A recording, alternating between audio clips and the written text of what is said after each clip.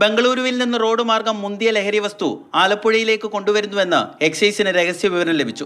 തുടർന്ന് രാത്രിയിൽ തീരദേശ റോഡിൽ ഓമനപ്പുഴയിൽ ആന്റി നാർക്കോട്ടിക് സ്ക്വാഡ് വാഹന പരിശോധന നടത്തി. എറണാകുളം രജിസ്ട്രേഷനുള്ള വാടകക്കാരിൽ നിന്ന് 3 കിലോ ഹൈബ്രിഡ് കഞ്ചാവ് പിടിച്ചെടുത്തു. ഹൈബ്രിഡ് കഞ്ചാവ് എന്നുള്ള ഉദ്ദേശിക്കുന്നത് 2 ഇനം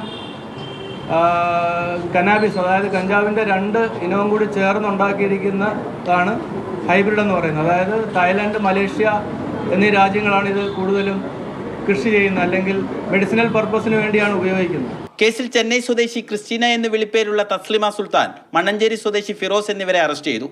ഇരുവരും കഴിഞ്ഞ കുറച്ചു വർഷങ്ങളായി ലഹരിക്കടത്തിൽ സജീവമാണെന്ന് അന്വേഷണ സംഘം പറഞ്ഞു. MDMA പോലുള്ള ലഹരി വസ്തു ഉപയോഗിക്കുന്ന തസ്ലിമയ്ക്ക് സിനിമ, ടൂറിസം മേഖലയിലുള്ളവരുമായി ഇടപാടുകളുണ്ടെന്ന് ഇവരുടെ ബാങ്ക് അക്കൗണ്ട് പരിശോധിച്ചതിൽ നിന്ന് വ്യക്തമായി. ഉപഭോക്താക്കൾ എന്ന് പറയുന്നത് ആലപ്പുഴ ബേസ് ചെയ്തുള്ള ആൾക്കാർ തന്നെയാണ്. സിനിമാ മേഖലയിലെ ആൾക്കാരും ഉണ്ട്, ഇതിൽ ഇൻവോൾവ് ഉണ്ട്. അതിൽ കൂടുതൽ നമ്മൾ അന്വേഷണം നടത്തേണ്ടിയിരിക്കുന്നു. 1-2 പേരുടെ പേരൊക്കെ പറഞ്ഞിട്ടുണ്ട്, നമ്മൾ അന്വേഷണം നടത്തേണ്ടിയിരിക്കുന്നു. മരുന്ന് നിർമ്മാണത്തിനും മറ്റുമായി മലേഷ്യ പോലുള്ള രാജ്യങ്ങളിൽ നിയമപരമായി കൃഷി ചെയ്യുന്ന കഞ്ചാവാണ് പിടിച്ചെടുത്തത്.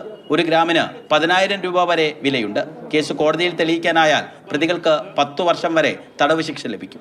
മാതൃഭൂമി ന്യൂസ്, ആലപ്പുഴ.